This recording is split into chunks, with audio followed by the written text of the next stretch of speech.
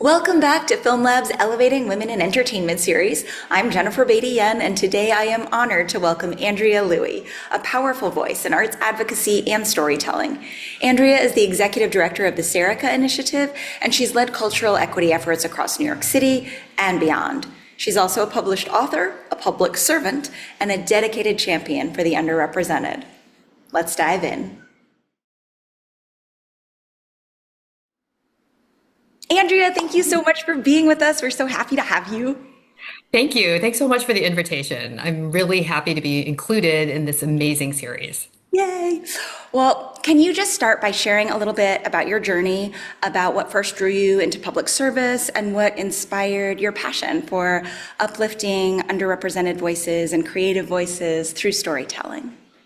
Oh, well, thanks for that question. I think I'm going to answer that by sharing a little bit about my background, which is that I'm Chinese American and I grew up in Ohio farm country. And it's interesting because as a writer, I actually spent a lot of time and energy to get away from rural Ohio. But that experience has really grounded me, I think, especially during these very challenging times. Um, and that landscape is really what I often turn to in my own personal writing, in the novel that I wrote, and then also in a lot of the creative nonfiction and the essay writing that I do. But I was drawn to New York City. I was trained as a newspaper reporter, and then moved to New York to write a novel, which I'm really very privileged to have done. That book was called Mooncakes, and it was about a Chinese American family in Ohio. So that part was true, and the rest of it is an imagined, other story. Um, and in my day job, I guess you could say, what I have been interested in, of course, is particularly public funding of the arts and really uplifting how all voices can be seen and heard and honored, and also how we can make the arts accessible to everyone as really a foundation for community well-being. So that's really what drives me, right? Is the opportunity to help people tell their own stories and have those heard. And then also, um, how can we allow people to access their own creativity and their own imagination, really to have healthier individuals and families and communities? Yeah. And for those who want to, particularly creative people who want to work in public service or they want to shape policy and funding decisions, especially when it comes to supporting the arts and marginalized communities, underrepresented peoples, voices that aren't often heard, aren't often amplified, what advice would you give them to get into that world? First of all, I applaud anyone who wants to enter public service, whether it's potentially through elected office, which was not something that I've been interested in, but I really applaud anyone who wants to embark on that path. But also just really being a government civil servant. Um, I come from a family of civil servants. My father was a lifetime employee of the U.S. Department of Agriculture in Ohio. And most of my aunts and uncles on that side of the family actually did have government jobs at one point or another. I might imagine that many of them were motivated because of that security, right? Especially as first generation immigrants. Um, but I think for myself, I really was motivated to serve. Since I moved to New York in 1993, I have been an advocate for the arts. Um, but I think more importantly, I feel as though there's all kinds of ways to make change, right? You can make change by sort of pushing from without, and being a loud voice to sort of cry out for positive change, or you can be that person who works on the inside, sort of incrementally trying to create some change within, frankly, very regimented, very bureaucratic, and very, very complex processes. I have to say that both in my work in Nassau County, in the Nassau County Department of Health, and then subsequently at the New York City Department of Cultural Affairs. So many amazing people who work in government, who believe in serving the public and really want to do what they can to help their communities.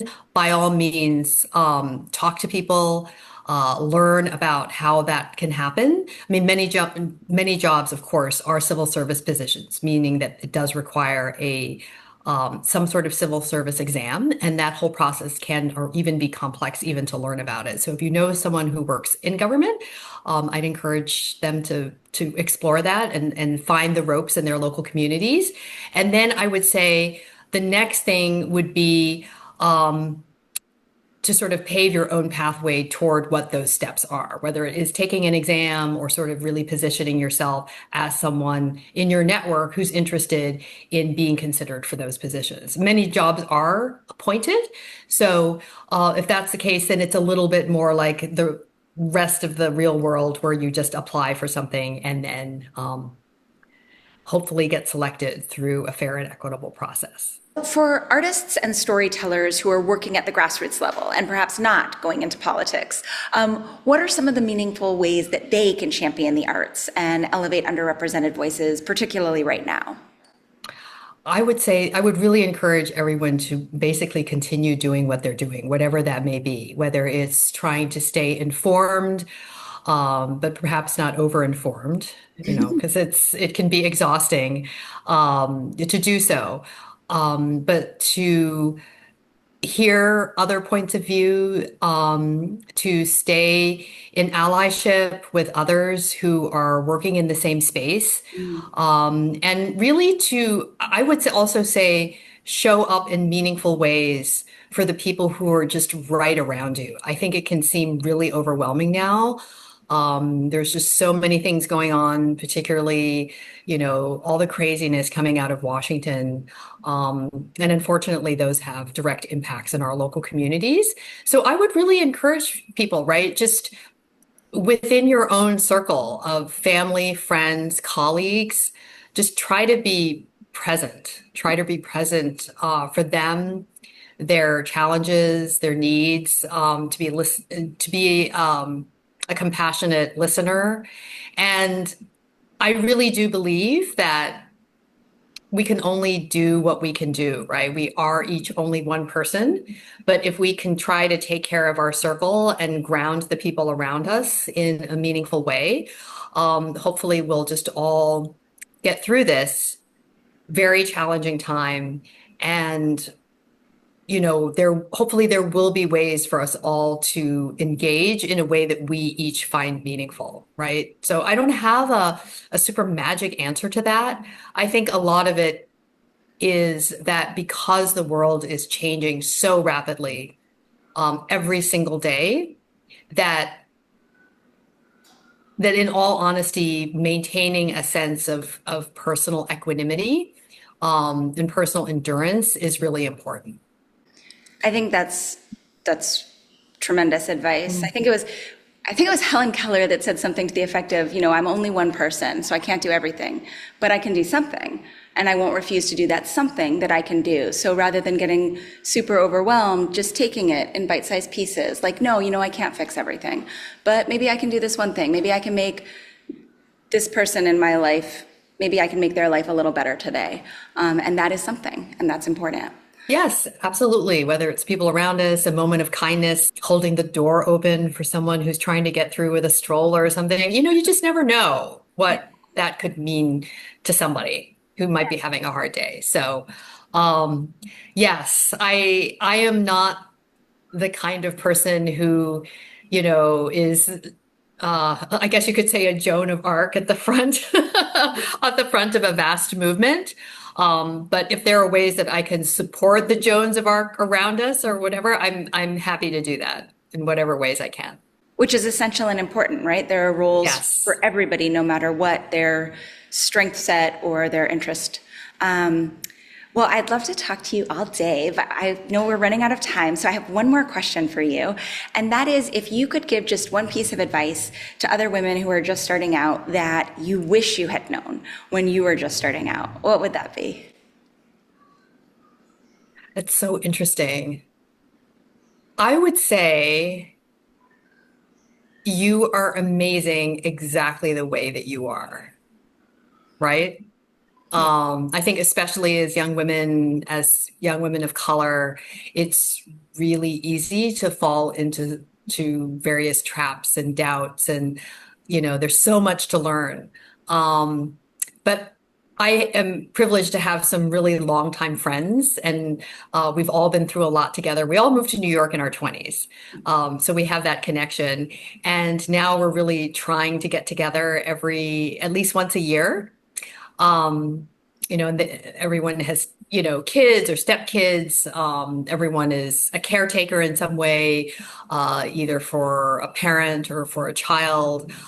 Each of us has had great loss in our families, very profound deaths that we've each been part of. And I think that when I think back, right, to all of us when we were young women in our 20s and had moved to New York to, pursue our various dreams, I think we're all exactly the same. The heart of who we were was who we were then. Yeah. And we're pretty awesome now. And I would say, we were awesome then. And I think if we had known that and celebrated that and not spent so much time uh, doubting ourselves or worrying about things, that is important energy that we could have used elsewhere. Wise words. Thank you so much for being with us. Everybody, Andrea Louie, and check out her book, Mooncakes.